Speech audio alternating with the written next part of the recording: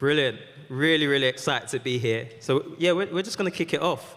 So today's all about, the title is Beyond Borders, Growing a Global Business. Now, there's so many US entrepreneurs here, and there's some great opportunities in the UK. So today, we just really want to dive into it and just teach you how you can actually bring your business to the UK and be really successful. But before we go into it, I'd like the panel to just really introduce themselves. So I'm going to go with Izzy. Hello, everyone. I've just loved being here, by the way. I love the energy. I love all of you. Everyone I've met has been amazing. So my name is Izzy Obeng. I am the CEO of Foundervine. And Foundervine is one of the largest and fastest growing accelerators in the UK. What that means is that we help founders start, we help them grow, and we help them raise the capital that they need. So we work with some of the biggest institutions in the world, and we've had hundreds of businesses come through our programs to turn 5 figures to 6 figures and to 7.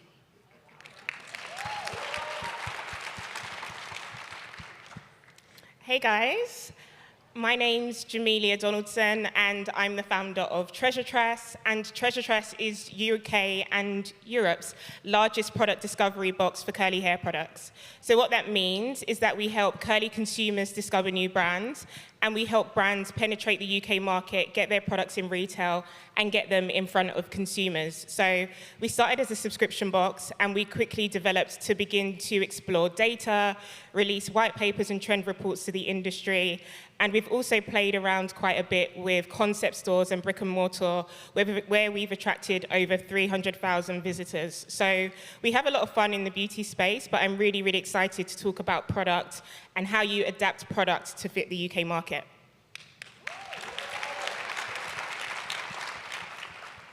Hey everyone, my name is Demi Ariel. I'm the founder and managing director of Lendo, a financing platform particularly or solely focused on Black and ethnic minority communities. In the UK, what we focus on is effectively helping entrepreneurs like yourself access financing through mainstream banks, private credit funds, alternative finance providers, and investors. And we work with some of the biggest and fastest growing Black entrepreneurs in the UK. Our whole thing is, look, how do we create a more equitable world or more equitable country through helping minority founders effectively access the finance they need so they can build, grow, and scale. And we work with founders that are typically doing anything from usually about $1 million to $20 million. So they're too big for small business banking, but they're too small for investment or corporate finance or corporate banking. Brilliant, brilliant. Yeah, let's crack on. I want to set the scene a bit. So I want to read a quote, and that quote is, "The world is a book, and those who do not travel read only one page." I'm going to say that again. The world is a book, and those who do not travel read only one page. That's a quick nugget. I'm liking it. Listen, so taking your business global, it's not just about expansion, it's about evolution. In this session, I'm really, really privileged, first of all, to be amongst 3 amazing Black entrepreneurs in the UK. And we just really want to kind of share that insight and guide you through some of the unique opportunities and challenges of bringing your business to the UK. So yeah, let's crack into it. But I want to read just, first of all, 3 perceptions of the Black US or just US entrepreneurs in the UK. So first of all, we've got that historical tie. So, you have a long-standing relationship with the UK, and that creates that mutual respect and trust, making actually US businesses really, really reliable partners. Then innovation and expertise. So the US is recognized in so many industries in terms of contributions to, technology and innovation. And thirdly, that cultural affinity. So we have the shared language, cultural similarities, and that makes it easier for actually US entrepreneurs to integrate into the UK market and connect with British consumers. So I want to go to Jamelia. I want to talk about some of the initial steps that you actually took to launch your brand in the UK.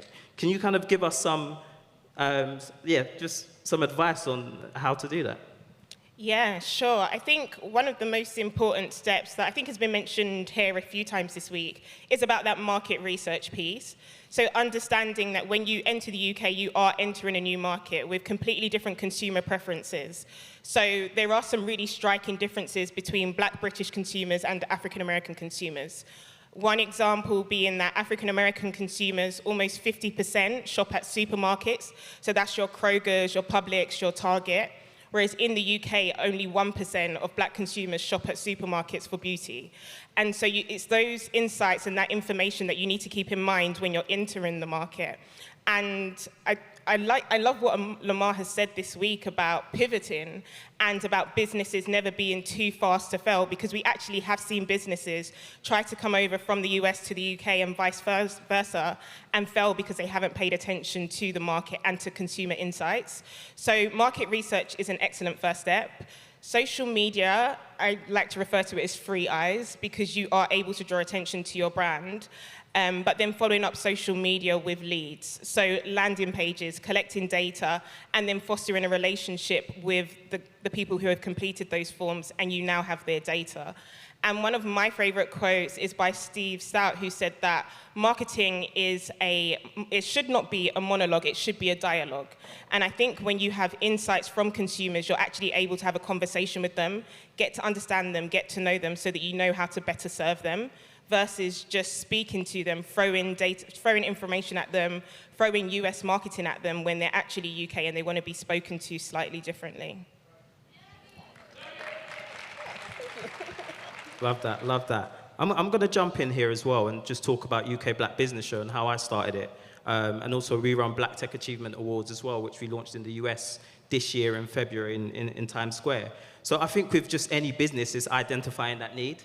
So I had to recognize the gap in the market for Black businesses in the UK. That research and planning as well. So how am I conducting that research? Looking at, what sort of Black entrepreneurs need help. We also serve Black professionals as well, looking at, how do we get these professionals into companies, and then also just building that network. Whenever you start a business, you have to build that network, whether it's kind of community partners, whether it's sponsors, whether it's speakers, I had to build that network. I bootstrapped my business, so I didn't have that money to go out and spend money on big speakers. So I had to build relationships, and that's extremely important. Creating a strong brand identity, for me, it was all about actually, how can I make this different to anything else? I wanted my brand to be a bit different. A lot of the events that I saw, which was for Black people, just had the power sign. So I thought, let me do something a bit different. Let me make it a bit different. And then also, I spoke about it last year, that execution, excellence, execution, and longevity. I had to make sure the event was amazing. I had to make sure that I executed it. So all of those things are things that translate into both countries, actually. You need those kind of basic steps. But I want to talk about kind of actually, standing out, really, really standing out in the UK market. And I think, Izzy, you're a great person to speak about that with what you've done with Foundervine. It's a really interesting market that we have. And at Foundervine, just to give you some more context, we are B2B2C. So our customers are corporates. They are corporates who are mission-driven, who have a shared interest in supporting next-generation entrepreneurs. But our beneficiaries are founders who are doing 0 to 5 figures, who come from backgrounds where perhaps they don't have as much capital and social capital, and who probably wouldn't be able to afford to pay for our programs if we charge them full rate. And so, for those of you who are thinking about selling into corporates, actually, how many of you sell into corporates at the moment, or are interested in selling into corporates? Okay, so about 15% of the room.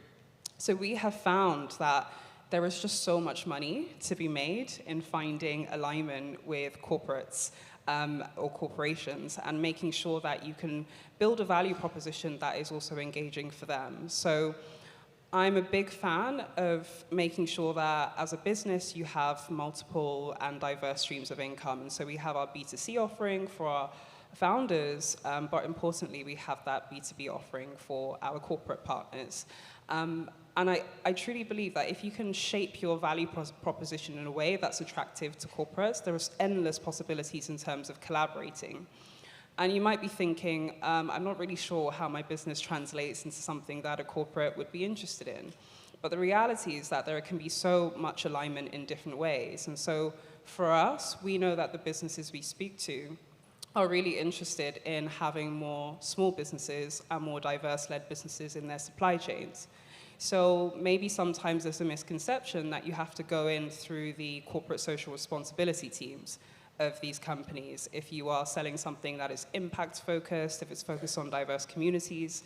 But what we found is going directly into multiple business units can be way more successful because corporate responsibility units tend to be very underfunded. And so if you have a business that is helping small businesses build their sales strategy, why not partner with a company like PayPal or a company like QuickBooks who are interested in selling discounted services into these companies and building that kind of partnership? Maybe you sell leadership coaching into companies and you can work with a fashion brand who's really interested in corporate business attire and having more diverse audience buy that. And we're talking kind of 5- and 6-figure contracts if you can make it work. And so for us, what really made us stand out is what we call our Robin Hood model. So taking from the rich and giving to those who need it more. I'm waiting for my first nugget, guys.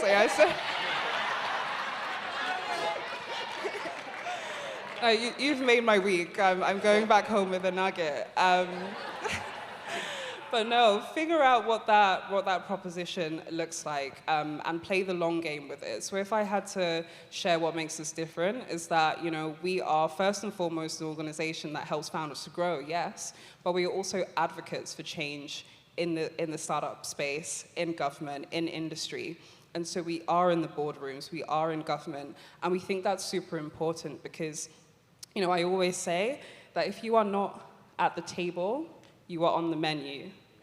And it's so... Oh, that's my second nugget. And it's so important. A meal of nuggets, thank you. As a black woman navigating corporate spaces, navigating government spaces, it's so important that I take my seat at the table and I bring my community with me. So that's what makes us different. Brilliant, amazing. I'm just going to add one point to how do you position your brand to stand out. So with the UK Black Business Show and UK Black Business Week, we were clearly focused on black entrepreneurs and professionals. That's our only target. And it's important to have a niche focus. With black entrepreneurs and professionals, we target them, and within those, both entrepreneurs and professionals, we target kind of junior talent in the professional industry, senior, whether it's an entrepreneur, it could be kind of a small business, or someone who's kind of developing, doing a number of kind of 7 figures, 8 figures, etc. But I was speaking with someone in the UK, and they described another entrepreneur as a jack of all trades and a master of none. And it made me really think that actually you don't want to be doing 10 things at 10%. You want to be doing one thing at 100% if you can. So having that niche focus is extremely, extremely important. So just finding that, and for me, that's what made UK Black Business Show and UK Black Business Week stand out. I want to talk about kind of the different, the things that made you different as well, and helped your brand gain that traction in the UK. And I think Jamelia be a great person to talk about Treasure Tress and how you really gain traction. Yeah, I think something that you said earlier that I actually wanted to elaborate on is UK Black Business Show also stood out because it had the word black in it. And in the UK, No one was doing that at the time. Likewise, Treasure Trust was a subscription box specifically for black and mixed race women. No one was explicitly pushing out marketing campaigns, putting black and mixed race women on magazines, on billboards, on TV like we have. And that was a key point of differentiation. But as an American, that's an everyday thing. And so one thing that I definitely want to drive home is that when you think about coming to the UK, don't take for granted what is an everyday thing here in America. Because what is an everyday thing here in America is not an everyday thing everywhere else in the world. So for example, I started a subscription business. Thank you. I started a subscription business, which you all have probably consumed hundreds. I was the first to do it in the UK. I was the first to do it in Europe. And again, it wasn't a novel idea. I'll be honest, it was not the most unique idea, but it was what the market needed because the market didn't have it. So when you think about your businesses, one, I would not underestimate cultural capital, which America has a lot of. America's biggest export is culture. And so when you think about how you move into different markets, you want to leverage that. Don't take for granted the line dances, the quotes, like your culture is so, so rich. Do not dilute it when you come into another market. Amplify it, amp it up, and because everyone respects it and everyone really, really loves it. So I think that's really important. And I forgot the actual question. What was it? No, you aren't. Yeah, you said it. How did your brand gain traction? Oh, okay, yeah. We were blackity black, and no one else was blackity black in the UK. Yeah. So that helped. And we were a reflection that women didn't get to see of themselves. And I was speaking to someone in the lobby, and he was talking about the way that black women just gravitate to each other, and we love on each other, and we raise each other up. And Treasure Trust was a brand that was able to do that. We weren't hiring models. We were hiring our customers to come in and be our models for our campaigns. When we got billboard space, we weren't doing photo shoots with models. It was our subscribers who were on the billboards. When we were on TV, it was my niece that was the main star. And it was a celebrity alongside her, alongside women in our community. So I think the connection to community, amplifying and not undervaluing your culture, and just reflecting back to the consumer themselves. Brilliant, brilliant. Demi, do you want to add to that one? Yeah, no, of course.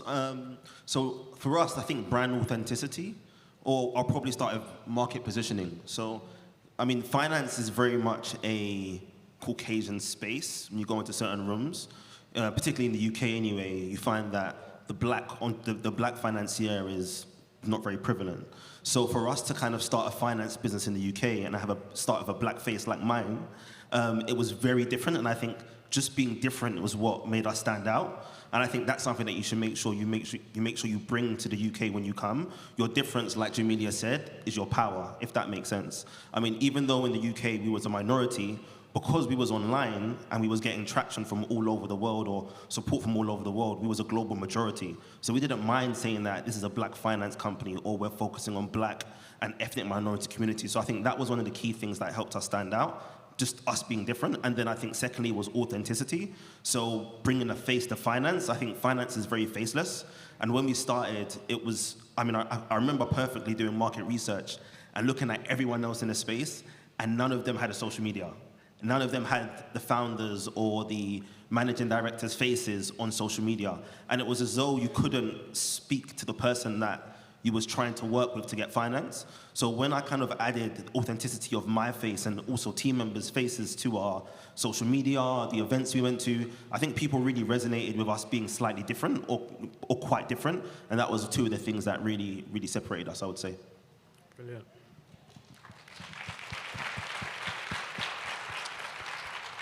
Now, I want to talk about some of the marketing channels and strategies that you found effective.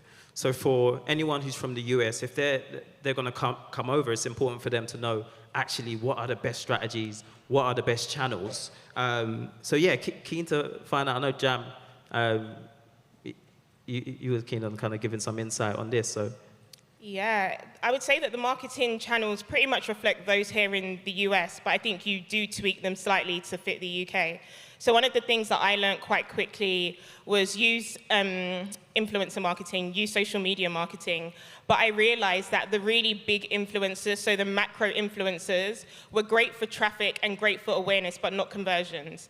And then the nano influencers were great for trust and great for conversions. So we done a mix of macro and nano. At the beginning, we done macro to get everyone's attention. Now we don't really work with macro influencers. It's the nano influencers that actually really make a difference for us. So definitely that. Tapping into culture allows you to cut through the marketplace in a really, really unique way. So when brands come to the UK, without having like a lifeline or a connection to Black British culture, you can come in quite sound deaf. But if you build alliances, partnerships, relationships with those who are in the market, you can be a part of like some really unique culture events. You can sponsor some really unique culture events. So for example, I took a meeting while I was in Atlanta with a brand and basically presented to them a strategy to come to the UK. And a part of it was being a part of our pop-up experiences and showing up at festivals that are equivalent to everyday people here in the US. There are equivalents in the UK that you can be a part of, and you can have your brand show up in those spaces in a really unique way where the everyday Black consumer is going to be. And for an American brand to be in a space like that, you'll actually be quite taken aback, and you'll be like, well, they actually respect our culture as well, because everyone loves African American culture. And so taking on board and being a part of Black British culture, I think, is also really, really important. And then, because I'm in product, a lot of it is retail. Like, getting in a retailer is really quite important, if nothing else other than validation, because there are so many steps that you need to go through to get your products on the shelf in a UK retailer. If you do the compliancy work, if you tweak your ingredients, if you do the right labeling, if you refine your packaging to fit the UK market, that is a really, really keen way to cut through. I've been in meetings with buyers of retailers, and without even taking on board the feedback that the consumer's given on the product, just by looking at the product, they've said no. Like, it looks very American. It doesn't look like it would sit on the shelf in a UK retailer. So I think having that awareness of everything down to packaging is really important. And also having a look at ingredients. There are some key differences as far as consumer preferences. So a lot of the US brands, when they have their US product, it is quite strong smelling, it's quite fragrant, whereas when they come to the UK, they tend to tone it down a little bit, just because it can be quite divisive for the consumer. So consumer preferences for sure. Strategic marketing, so working with talent and influencers in a way that cuts through and that allows you to convert as well as raise awareness. And then being a part of the culture over there as well is really, really important. And that's something that can be done through fostering relationships and strategic partnerships with a range of brands. We're a beauty brand. Treasure Tress is a subscription box for hair care. But we've worked with everyone from fitness brands like Gymshark to banks like Barclays. We do a lot of strategic partnerships. And I think doing those cross-regionally as well is also really powerful. Brilliant. Brilliant. I wanna get the real from Izzy. You know, I wanna know, like, actually, what are the challenges? It's not gonna be super easy when you come over to the UK as well at the same time. So, you know, what are some of the biggest challenges you faced when establishing your presence in the UK? So I think that the challenges in starting a business are very similar wherever you're starting a business. So there's the stuff you know, there's the stuff you don't know, and there's the stuff you don't know. And the more you learn as an entrepreneur, you realize there is more that you don't know, right? So that applies when you're also expanding into an entirely new market. So I think Jamelia said most of it. You know, there is a lot of cultural nuances that have to be taken into consideration. You know, you guys might think we're quite a socially conservative society, and you know, to an extent we are. You know, we're a bit more muted, we're a bit more conservative, and so not just in terms of ingredients, but in terms of brand packaging, in terms of colors. There's loads of things that can quite easily put British consumers off, and so really understanding the market. Another thing in terms of messaging as well, having an entirely different marketing strategy for the UK. We just receive ads differently. You know, I think there's a strong ad culture here. We like to be talked to and marketed to differently. We use different language. One thing I found is that where US brands kind of lead on a product and put it in your face, we prefer a kind of more nuanced approach, lead on the benefit, the experience, the impact, what I'm looking for, and then go into the product. So thinking about spending time actually immersed in British culture, being patient, and really understanding the kind of value that we're looking for in the products you're offering, and then tailoring it to us. We take a bit longer, I think, but once you get us, you can lock in our loyalty a lot better, I think, very effectively. Brilliant. I'm going to just carry on with you and kind of go into the misconceptions as well. What are the common misconceptions you would say people kind of feel about the UK market that you would like to address? Okay, so I have a bone to pick with you guys. Come on, let it out. I have a bone to pick with you guys. So when you think about the UK, what comes to mind for you guys? Great. Crumpets, tea, the royal family. I had Bridgerton. Bridgerton. Let me tell you something, guys. There ain't no crumpets and tea where I come from. So I'm from the hood, and so we call it the ends where we come from. So if I say the ends, I'm talking about the hood, right? So no, that's not how it works. You got to say the hood. So I'm from the hood. Like, I grew up in a very poor area of London. My mum worked 2 jobs. There's a lot of people around me who had, they wanted to have multiple streams of income. They wanted to have, a real estate portfolio. They wanted to be able to build businesses, but they simply didn't have access to the support and the knowledge that they needed to grow. I think understanding Black British culture, really understanding where we come from, the things that connect us are so much greater than the things that divide us as communities. I've been here for 3 days. I feel so welcome.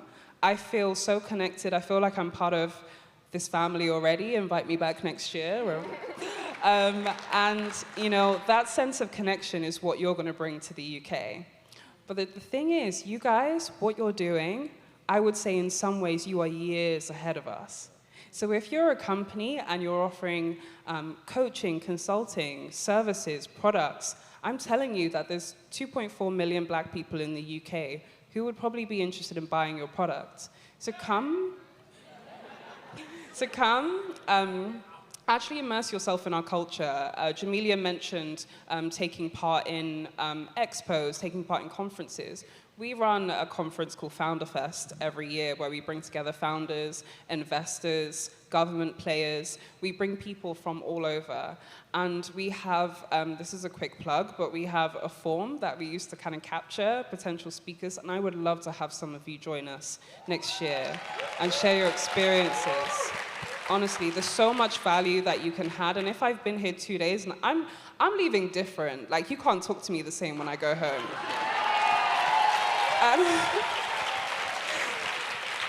And I feel like there's so much you could bring to the UK to maybe bring us out of our shell a bit and make us a bit more unapologetic about our Blackness and about our excellence. So that's the misconception, that there aren't enough of us and that we don't want the same thing sometimes. I feel like there's so much value you can add, and I'm really hoping some of you come to London and see what we're about as well. Brilliant, amazing. Amazing. See, it wasn't too bad. It wasn't too bad. I want to go to Demi, Mr. Lendo. I call him Mr. Money with the Vibes. I want to talk about finance now. So really just kind of I want an overview. So I want an overview of the funding landscape in the UK for startups and small businesses. So for anyone here, what's the overview like so they know what to expect when they come down? Okay, so you're talking about the different funding options?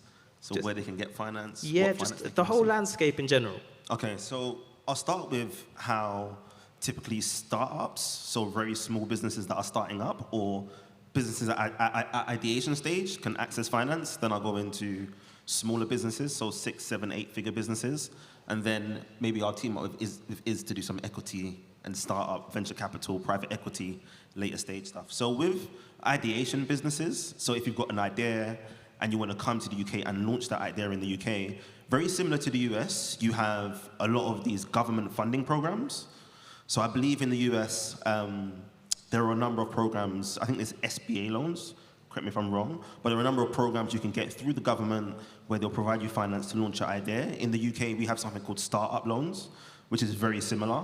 However, startup loans effectively works in a way that you have to be 0 to 3 years old, and you can access anything from, depending on how many directors you have in the business, you can access anything from £25,000 per director up to £100,000 for 4 directors. So effectively, if you start a 4-person company, that's £100,000, roughly around $120,000. If you now are deciding that actually I don't want to take a loan, so some founders decide that actually they don't want to take credit, they'll rather take a grant. There are a number of different grant providers from companies that both Izzy and Jamelia partner with, so the likes of Barclays, HSBC, the list can go on. There are a number of different grant providers that have programs where you can actually access grants from £5,000 to £10,000, and you can access a number of them to accumulate quite a large pool of capital to start. Or you can go on websites like, does anyone know Grantify.io? Okay, so Grantify.io is actually a US-based business, and what they do is they take one application from you, and then they match you with all of the potential grants that you can access, not only in the US, but also in the UK as well. So I would suggest everyone check out www.grantify.io, and then you can also, if you want to find out where you can get a startup loan from, if you want to access credit, you can check out www.lendo.com, and someone from my team will tell you the best startup loan provider to go to, dependent on what region you're in. So that's like early stage ideation. That's, very early stage stuff. Now, if you're kind of 6, 7, 8 figure, it gets slightly, it's not harder, but you have a few more options, but liquidity starts to fall slightly because you're a grown up now, right? You're a grown business and they expect quite a lot from you. So some of the key options that I think you should be thinking about that are strong options is crowdfunding. And I'll explain why straight after this. So crowdfunding, alternative finance, revenue-based finance providers, family and friend money. I think we should never forget the power in our own internal community. If you can prove to your family and friends, you've got a business that can one day employ their children or employ them, they should be investing in that to help you grow and help you get to another level so you can better everyone. So family and friends is also a great option. And then you've got the big banks, right? You've got the challenger banks and the high street banks. Now, the reason why I started with crowdfunding and alternative finance is because the challenger banks and the big banks, although in the UK they provide 70% of the small business finance that's distributed, it's quite challenging to access finance from particularly a high street bank or a challenger bank. Now, I know that can seem sometimes, it can seem sometimes demoralizing because I'm pretty sure it's similar here in the US, but alternative means like crowdfunding where you can team up with 5 of your friends and they can team up with another 5 people and they can call on their friends and you can take advantage of your network for everyone to put in £500 to £1,000. Those are the ways that a lot of these businesses, at least at 5 and 6 figures, are growing quite quickly. And then alternative finance is the way that a lot of these 7 and 8 figure businesses are accessing capital to grow to a size where they no longer need to access financing. They no longer need to access financing from a need perspective. It's more of a want perspective. And then you have, if you're a high-flying startup where you've managed to get some venture capital behind you, you have a whole range of other options. But I know Izzy works with a lot of venture capitalists and equity funds, so I'll let her jump in there. Yeah, I think the first thing I'd say is just don't give away any of your business unless you have to. I know Damon John said a very similar thing in his talk. Giving away your company is kind of like getting in bed with someone for the next 5 years. You've got to love each other, right? And so many companies give away too much too early, and the cost of capital is higher because you're riskier. And so really understanding what the right time is to give away part of the company is so important. We work with a lot of VCs, and they're they're sharks, they are looking for one thing. Are you going to be that company that 10x is my money, that 100x is my money? And that's all they're looking for. So they can come in, they might want to place on your board, they might want to influence your decision making, they might want your board to fire you if they don't think you're a good enough CEO. It's a different conversation you're having. So the more you can bootstrap, the more you can grow yourself and get the business to a place where it's valuable enough to be a lower cost of capital, but also having the right people on board. One thing I'd say when you're going out, you're going to get 100 no's. Sometimes you're going to get 200 no's. A no is a blessing in disguise. A no is a blessing in disguise because if you're able to get that feedback, it helps you refine your proposition. It helps you sharpen your offering. And every no leads you closer to that yes. So one thing I'd say actually is if you're going out for capital, start with the ones you don't really want capital from and use them as test cases to get that feedback, make your pitch deck better, really refine what it is you're trying to offer. So by the time you're talking to that investor who you really, really want to work with, you have answers to all of their questions in your back pocket. And that's going to be the moment that you find that alignment between your investor and your business. Brilliant, incredible. I'm going to quickly whiz around the panelists, and I want to just get the top 3 tips for US entrepreneurs to break into the UK market. Before I do that, first of all, I've got to hail up Ronnie and Lamar. Actually, I should have done it at the beginning, just for creating this incredible space. It's an absolute honor to be in front of a room full of so many hungry Black entrepreneurs. I was watching an advert yesterday for a brand, and it said the dining room is not a dining room until everyone has a seat. And this makes me think of this here, what we're doing here. We're giving seats, and we're feeding each other, we're helping each other. And also, Brandy's an incredible host as well. Never seen a host like Brandy. She's brilliant. But yeah, let's do the top 3 tips. We'll start with Demi first and just quickly whiz around. Okay, cool. I would say be authentic. So your power is in your difference, and people will notice that. Be patient. The ability to be patient will keep you in the room. And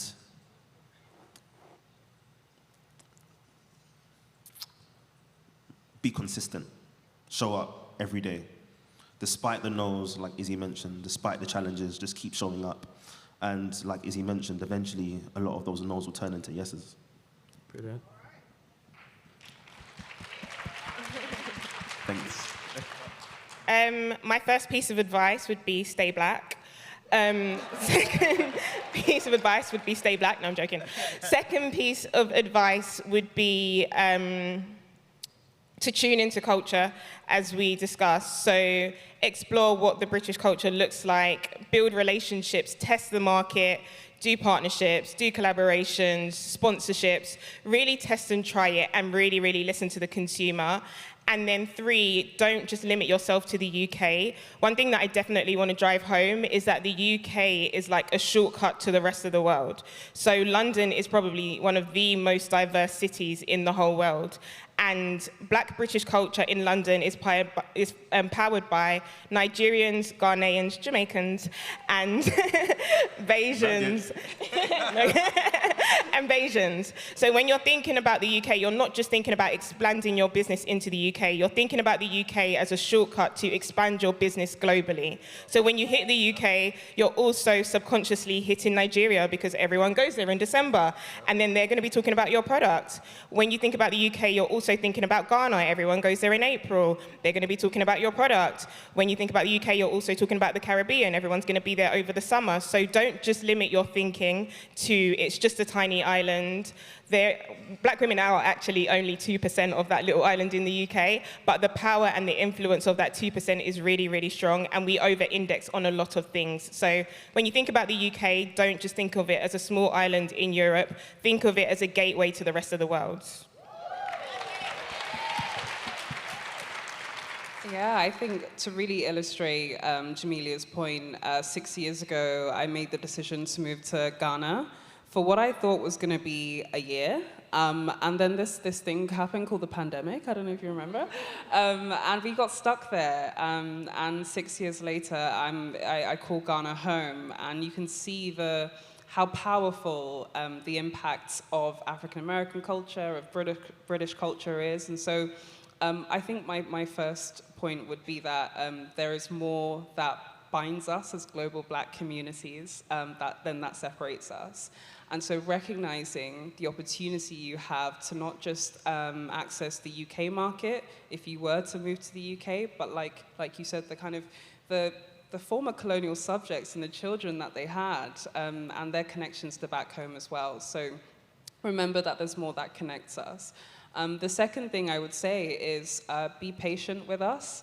Like I said, we are a more socially conservative culture. We do take a bit more time with people, but we're also one who really loves African American culture. We really love American culture. You guys, like Jamelia said, are the biggest exporters of culture. We grew up on a steady diet of you guys growing up. And so really leveraging that and utilizing those things that make you so strong when it comes to the UK market. The last thing I'd say is making sure, like Demi said, that you stay authentic to yourselves. It's such a cliche sometimes to say that, but too much pivoting, ducking and diving, kind of trying to be something to too many people can end up taking you so far away from what it is you're trying to do. So in that market research, really understanding the cultural nuances and paying respect to those cultural nuances, but making sure you are staying consistent to that impact you're trying to create, to that thing that makes you special is so important. Brilliant, fantastic. Yeah, of course. I'm going to go with 3 as well, and I'm going to kind of take a few bits from the panelists. One of them was bringing your culture, which Jamelia mentioned. It's extremely important. Lamar came to speak at UK Black Business Show last October, and he was Lamar. He was the same Lamar you see up on this stage, even though the UK audience are a bit kind of timid. So at first he was speaking, and it was like a nugget. And then he carried on, it was like, nugget! So, bring your culture. Like, we want to see it, we want to hear it. It's extremely important. I think just being good to people, is so underrated. I'm here today because Matthew Knowles introduced me and Lamar. Out of all the Black entrepreneurs in the UK and US, he linked us up together, And that's because we had separately good relationships with him. So just being good to people, you never know what opportunities are going to come. And then leveraging the networking events in the UK.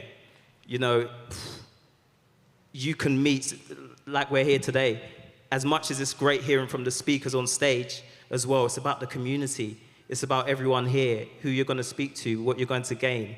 And in the UK, we've got some great events which actually you can find business partners, you can find mentors, you can find community partners that will help you just take your business to a next level really, really quickly. So I'd say those are the 3 most important things. We've probably got 2 minutes. I don't know if we've got any time for maybe one question, 1 or 2 questions. I am here. I'm here. So on this side. Hey, okay. Yes. First, thank you guys so much for being here. There's something about truly having a dream and there being like a spiritual orchestration of seeing where you need to be. I've always dreamed about being an international attorney. So let me start over. I'm Savannah Navarro. I own a firm that represents multi-million-dollar enterprises and entrepreneurs, and I help them to protect their intellectual property rights. One of the things I want to do is expand my firm into the international market, and I'm so glad that you guys said, don't just think about the UK, because one of the things I want to do is expand into the UK, to Portugal, and into the Africas, primarily Ghana and Nigeria. And so I have a few questions for you guys. I'm trying to sum it up in one.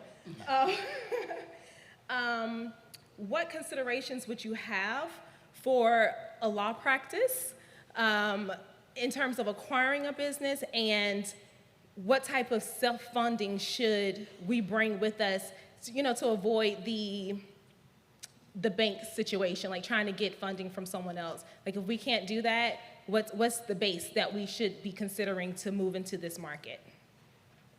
Demi, do you want to go? Yeah, I can jump in here.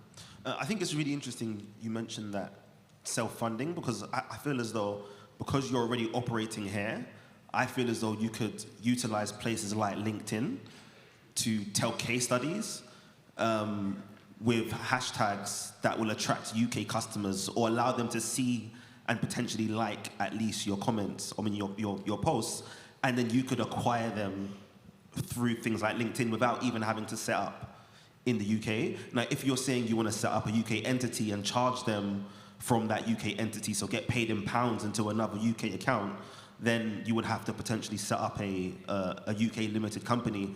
But I don't think it will be very expensive to start acquiring customers in the UK for intellectual law advice on the basis that you're already doing it. You've already got paying customers, and you can leverage that income you already have to effectively acquire more customers. Okay. I think another thing you should probably think about as well is partnering with different organizations who might be able to sell your service on. So Izzy, for example, runs Foundervine. They have a number of different startups they work with that probably all need your services. You could play a B2B2C model through someone like Izzy, and things could be done very quickly that way and very cheaply as well from a marketing perspective.